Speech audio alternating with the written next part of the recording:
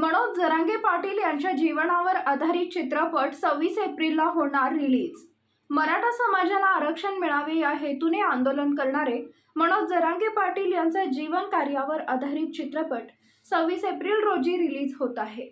संघर्ष योद्धा मनोज जरांगे पाटील असं या चित्रपटाचं नाव असून राज्यभरामध्ये याचं प्रमोशन सध्या सुरू आहे। आज जालन्यात याचं प्रमोशन करण्यात आले असून मराठा समाजाबरोबर ओबीसी समाज देखील हा चित्रपट पाहण्यासाठी गर्दी करेल आणि हा चित्रपट हाऊसफुल राहील असा विश्वास चित्रपटातील निर्माते आणि अभिनेत्याने आज जालन्यात महाराष्ट्राच्या जनतेला प्रथमतः मानाचा जय शिवराय।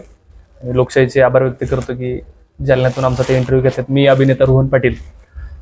शक्यतो ओळख सांगायची गरज नाही, त्या लुकमधून दिसत असेल, पण संघर्ष योद्धा मनोज जरांगे पाटील ह्या सिनेमात मी जरांगे साहेबांची भूमिका साकारतोय। आपण तसा प्रश्न विचारला, ह्याच्यापूर्वी माझे 3-4 सिनेमे रिलीज झालेत, नक्कीच झाले, ते गाणंही माझं खूप चांगलं चाललं, पण त्या सिनेमांच्या पुढे मला त्यालाही नावं ठेवायची नाहीत, पण ती ओळख असं वाटतं की आता विसरून जाईल लोक मला हे ओळखीची, आणि ह्या गोष्टींनी इथून पुढे आयुष्यभर ओळखतील अशी मला खात्री आहे। आणि इथून पुढच्या सिनेमांचंही मला खात्री नाही, पण हा सिनेमा एक वेगळा विषय,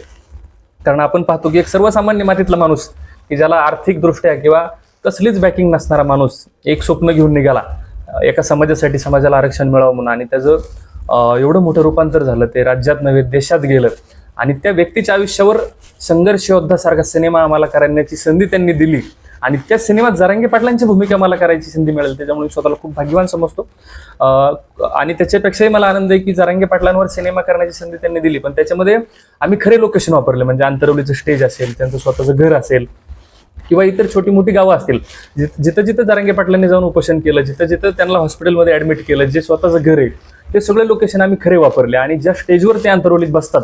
मग मी स्वतःला भाग्यवान समजतो की त्यांच्यानंतर त्या जागेवर जर दुसरा कोण बसला असेल तर त्या भूमिकेमधून मी बसलो, खूप छान वाटते। आणि मला खात्री, मी कित्येक ठिकाणी बोललो की ह्या सिनेमाला मराठा समाज तर डोक्यावर घेणारच आहे, पण त्याचबरोबर राहिलेला ओबीसी समाज ह्या सिनेमाला खूप प्रमाणात बघेल, कारण हा सिनेमा एका जातीवर नसून एका व्यक्तीवर आहे। एक व्यक्ती आपल्या जातीसाठी काय संघर्ष करू शकतो आणि त्या संघर्षाचं यश काय भेटू शकतं हे उदाहरण म्हणजे जरांगे पाटील आहे। त्याच्यामुळे ह्या सिनेमाला आम्ही संघर्ष योद्धा असं नाव दिलेलं आहे, म्हणजे हा सिनेमा स्पेसिफिक नाही, सगळ्यांसाठी, की संघर्ष केल्यानंतर त्याचं फळ काय भेटतं या सिनेमातून दाखवले। आपण सक्सेस झालेले, यशस्वी झालेले जरांगे पाटील बघितले, पण संघर्ष करत असलेले जरांगे पाटील जर बघायचे असतील पुरेपूर A to Z, ते ह्या सिनेमात 26 एप्रिलला बघायला भेटतील, आणि मला खात्री